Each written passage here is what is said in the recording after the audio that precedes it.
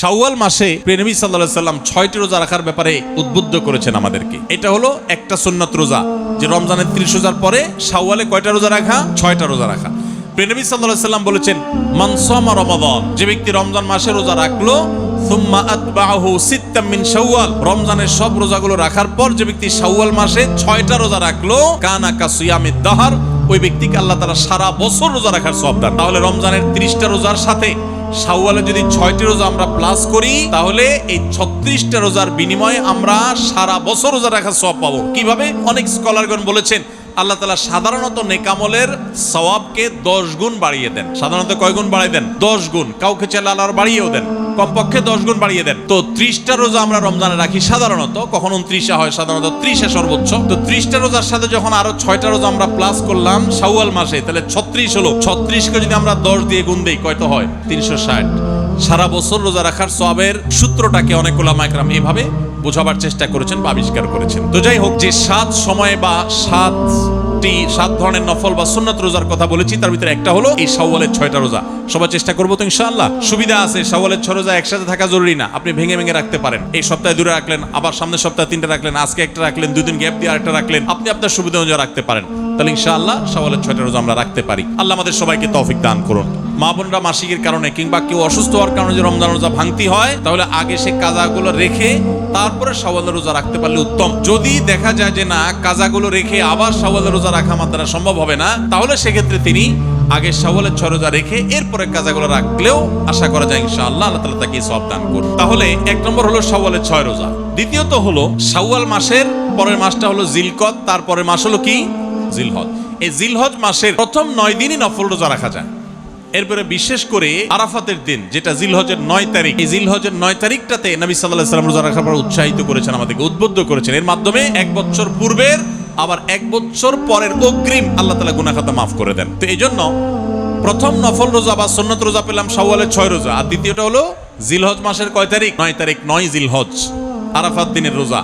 এটা নবী সাল্লাল্লাহু আলাইহি ওয়াসাল্লাম বলেছেন, আহতাসিবু আল্লাহি আন ইউকাফিরাস সানাতাল্লাতী ক্বাবলাহা ওয়াল্লাতী বা'দা, যে 1 বছর আগের এবং 1 বছর পরের পুরো গুনাহ আল্লাহ তাআলা মাফ করে দেন। তাহলে 2টা পাইলাম, শাওয়ালের 6টা আর জিলহজের 9 তারিখ।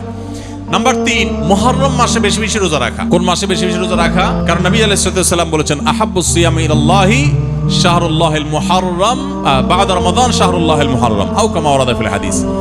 রমজানের পর মুহররম মাসের রোজা হলো আল্লাহর কাছে সবচাইতে প্রিয় বা সবচাইতে গুরুত্বপূর্ণ রোজা। এই জন্য মুহররম মাসেও বেশি বেশি নফল রোজা রাখা সুন্নাত। তাহলে 3টা পেলাম। 4 নম্বর হলো মুহররম মাসের একটা বিশেষ দিন আছে, নাম হলো আশুরা। আশুরা কয় তারিখকে বলা হয় ভাই? মুহররমের 10 তারিখকে বলা হয়। হিজরি বর্ষের চান্দ্রবর্ষের প্রথম মাসকে বলা হয় মুহররম। সেই মুহররম মাসের 10 তারিখ হলো কি? আশুরা। এটা একটা ঐতিহাসিক দিন। এই দিনে আল্লাহ তাআলা মুসা আলাইহিস সালামকে বিজয় দান করেছেন ফেরাউনের বিরুদ্ধে। বহু সত্যের বিজয় আল্লাহ তাআলা আশুরার দিনে দিয়েছেন এবং অসত্যকে পরাজিত করেছেন। অনেক ঐতিহাসিক একটা দিন, এই জন্য নবী সাল্লাম এই দিনে রোজা রাখতেন। আশুরার দিনে রোজা রাখাটাও সুন্নাত। অতএব রোজা রাখার আমরা আরেকটা ফরম্যাট পেলাম, 4 নম্বর ফরম্যাট পেলাম, যে আশুরার দিনে রোজা রাখা। এই আশুরার দিনে যে রোজা রাখা, এটা আবার 2টা রোজা আমরা জানি, 9 আর 10, আর না হলে 10 আর 11। তবে সবচেয়ে উত্তম হয় 9 আর 10, কারণ নবী সাল্লাল্লাহু আলাইহি ওয়াসাল্লাম যে বছর দুনিয়া থেকে চলে গেছেন, সেই বছর তিনি বলেছেন, যদি আমি সামনের বছর বেঁচে থাকি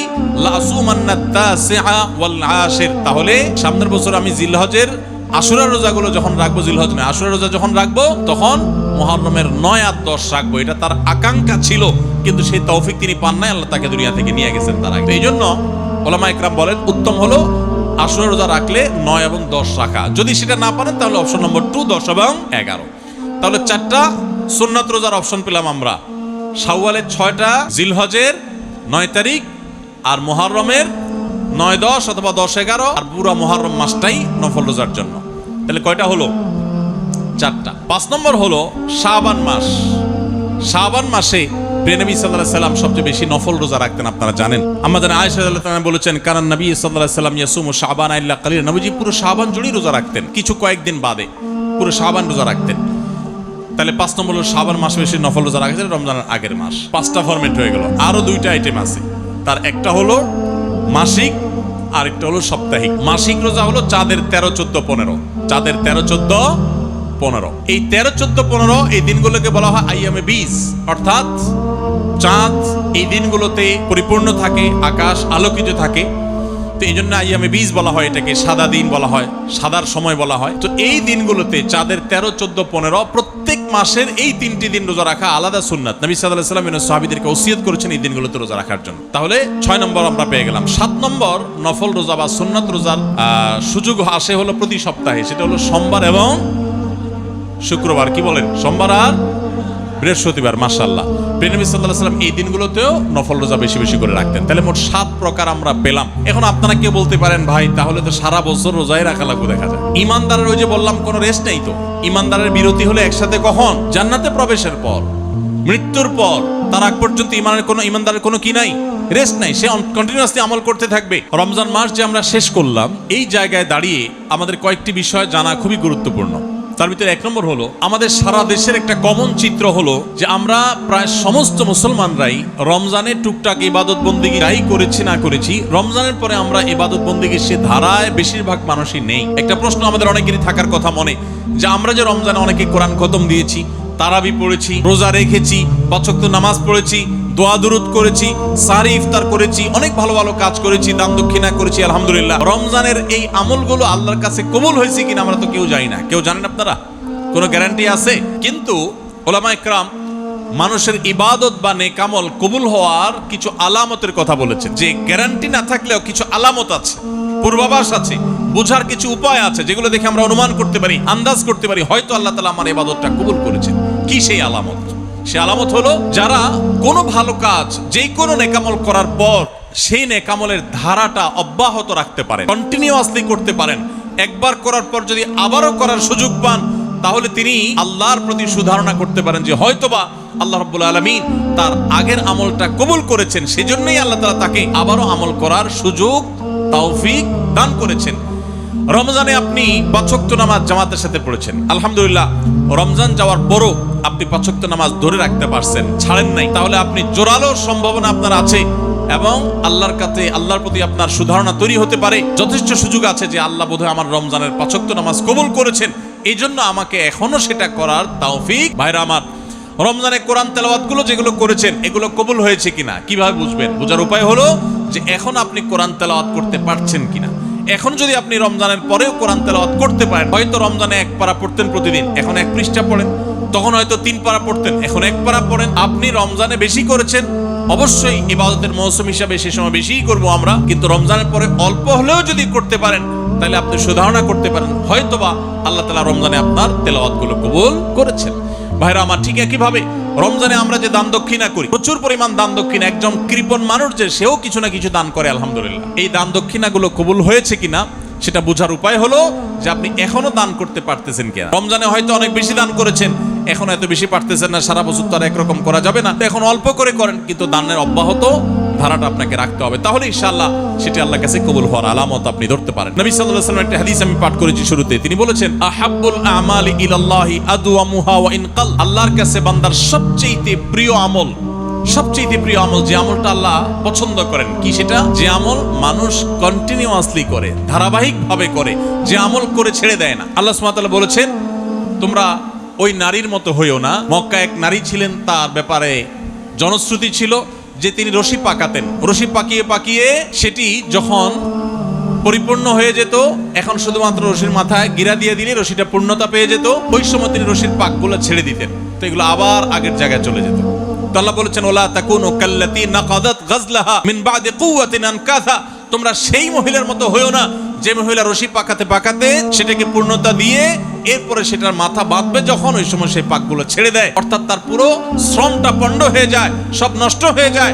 তোমরা তাদের মতো হবে না যাদের নামাজ শুধু রমজানেই ছিল, এখন আর নেই, যাদের রোজা শুধু রমজানেই ছিল, এখন আর নেই, যাদের তেলাওয়াত শুধু রমজানেই ছিল, এখন আর নেই, যাদের দান দক্ষিণা শুধু রমজানেই ছিল, এখন আর নেই, যাদের দোয়া দুরূদ, আল্লাহর কাছে কান্নাকাটি, চোখের পানি ফেলা, প্রার্থনা করা, ইস্তেগফার করা, তওবা করা রমজানেই ছিল, এখন আর সেগুলো নেই। এরা হলো সেই নারীর মতো, যেই নারী সবকিছু জমিয়ে এরপর তার বাদ তিনি ছেড়ে দিয়েছেন, গিরা তিনি খুলে দিয়েছেন। তার শ্রম যেরকম পণ্ড, আমাদের রমজানের সমস্ত প্রচেষ্টাগুলো পণ্ড হয়ে যেতে পারে যদি রমজানের ইবাদতের ধারাগুলোকে রমজানের পরেও আমরা ধরে রাখতে না পারি।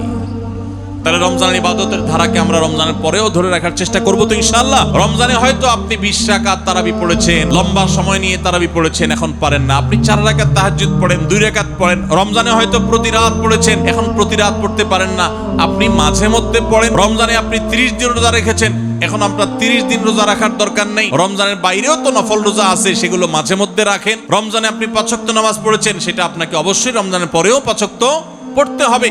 এভাবে ইবাদতের ধারাগুলো যদি আমরা ধরে রাখতে পারি তাহলে আমাদের রমজান সাধনা সার্থক হবে ইনশাআল্লাহ তাআলা। আল্লাহ তাআলা আমাদের সবাইকে রমজানের ইবাদতের ধারাকে ধরে রাখার তৌফিক দান করুন। সবাই চেষ্টা করব তো ইনশাআল্লাহ। ভাইরা আমার, প্রিয় নবী সাল্লাল্লাহু আলাইহি ওয়াসাল্লাম রমজানের বাইরেও প্রচুর পরিমাণে রোজা রাখতেন। অনেক বেশি নফল রোজা, সুন্নাত রোজা তিনি রাখতেন।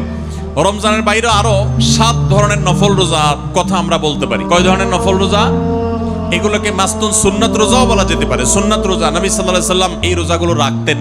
আমরা শুধুমাত্র অনেকে রমজানেই রোজা রাখি, আবার আগামী রমজানের আগ পর্যন্ত আর রোজা রাখার তৌফিক হবে না। রোজা রাখা মানুষের স্বাস্থ্যের জন্য এত বেশি উপকারী যে এখন ডাক্তারগণ, চিকিৎসকগণ আমাদের শরীরে অতিরিক্ত মেদ, চর্বি এগুলো গলাবার জন্য, পান করবার জন্য এবং আমাদের সুস্থ থাকবার প্রয়োজনে আমাদেরকে তারা ওয়াটার ফাস্টিং করতে বলেন, শুধু পানি খেয়ে রোজা রাখতে বলেন। রোজার গুরুত্ব এখন আর কারো বুঝতে বাকি নেই আমাদের, কারণ আমরা এখন কিটো ডায়েটের সময় পার করছি। কিটো ডায়েট করলে তাকে মনে করে অনেক স্বাস্থ্য সচেতন মানুষ, অনেক দায়িত্বশীল মানুষ। তো এরকম একটা সময় যখন আমরা এসেছি, তখন রোজার যে কত গুরুত্ব, রোজার যে কত উপকারিতা, রোজা রাখতে সামান্য একটু কষ্ট হতে পারে, কিন্তু তার স্বাস্থ্যের যে উপকারিতা লাভ সেটা বলাই বাহুল্য, আর ওয়াজ করে বোঝানোর প্রয়োজন নেই। আমরা শুধু সেগুলো আমল করা দরকার। রোজা শুধু রমজানে রাখলেন, এরপরে আপনি ক্লোজ করে ফেললেন রোজার চ্যাপ্টার, আবার আগামী রমজানে আসলে রাখবেন না, আপনি আদর্শ রোজাদার হতে পারলেন না। আদর্শ রোজাদার হতে হলে রমজানে হয়তো 30 দিন রোজা রেখেছেন, অন্য কোনো মাসে 30 দিন পুরো মাস আপনাকে রোজা রাখতে ইসলাম বলে না। আপনি মাঝে মধ্যে সেটা ধরে রাখেন, কারণ সারা বছরই আমাদের স্বাস্থ্যের জন্য রোজাটা যেমন উপকারী, ঈমানের জন্য তেমনি ভাবে উপকারী। আসলে আমরা জানি যে রমজান রোজার বাইরে আরো কখন কোন কোন সময় রোজা রাখা সুন্নাত। রমজান রোজার পরে যে সমস্ত রোজাগুলো সুন্নাত, তার ভিতরে একটা হলো যেই মাসটাতে আমরা এখন আছি, এর নাম কি মাস? শাওয়াল মাস। আমাদের শরীরে যে অতিরিক্ত মেদ, চর্বিগুলো জমে, এগুলো সারা বছরই কাটানোর দরকার আছে, বার্ন করার দরকার আছে। আপনি টানা কিছুদিন না খেয়ে থাকলেন, আবার ধমসে খাওয়া ধরলেন, তো যেই সেই হয়ে যাবে। যদি নবী সাল্লাল্লাহু আলাইহি ওয়াসাল্লামের সুন্নাতকে কেউ মেনে চলে, তাহলে তার স্বাস্থ্য নিয়ে আর টেনশন করতে হবে না ইনশাআল্লাহ। তার স্বাস্থ্যের সুরক্ষা অনেকখানি হয়ে যাবে। রোজার ক্ষেত্রে নবী সাল্লাল্লাহু আলাইহি ওয়াসাল্লামের এই সুন্নাত যদি মেনে চলে, প্রতি সপ্তাহে সোম, বৃহস্পতি, মাসের 13, 14, 15 আর বাকি যেগুলো কথা বললাম, শাওয়ালের 6টা রোজা এবং জিলহজের 9 তারিখ এবং মুহররমের 9, 10, মুহররম মাস বেশি বেশি, শাবান মাস বেশি বেশি, চাঁদের 13, 14, 15 আর সোম, বৃহস্পতিবার, এই সব রোজাগুলো যদি কেউ রাখে, তাহলে ইনশাআল্লাহ বিইذنিল্লাহ প্রথমত এর মাধ্যমে সে আল্লাহর কাছে আজর পাবে, বিনিময় পাবে, নবী সাল্লাল্লাহু আলাইহি ওয়াসাল্লাম সুন্নাত জিন্দা হবে। এবং রোজা শুধু রমজানের জন্য হলো না, বছর জুড়ে হলো, তখন রমজান শুধু 1 মাস হবে না, আমার গোটা বছরটাই হবে রমজানময় ইনশাআল্লাহ তাআলা।